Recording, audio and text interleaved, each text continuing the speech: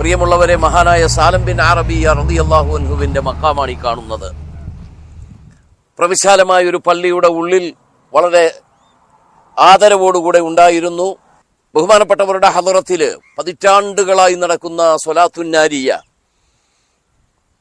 വിശ്വാസികളായ ആളുകൾ അവരുടെ പ്രയാസങ്ങളൊക്കെ ഇറക്കി വെക്കാൻ വേണ്ടി വരുന്ന നല്ല ഒരു സ്ഥലമായിരുന്നു ഇവിടെ. ദുആക്ക് ഇജാബത്തുള്ള ഒരു സ്ഥലമായിരുന്നു. താബിയങ്ങളിൽപ്പെട്ട മഹാനാണ് എന്ന അഭിപ്രായവും ഉണ്ട്. മീന സ്വലാല അഥവാ സലാല പോർട്ടിന്റെ തൊട്ടടുത്തു തന്നെയാണ് ഈ മക്കാമുള്ളത്. സലാലയിൽ നിന്ന് ഏകദേശം 20 കിലോമീറ്റർ ദൂരെയാണ് പോർട്ടുള്ളത്. അതിന്റെ അടുത്താണ് ഈ മക്കാമ് കാണുന്നത്.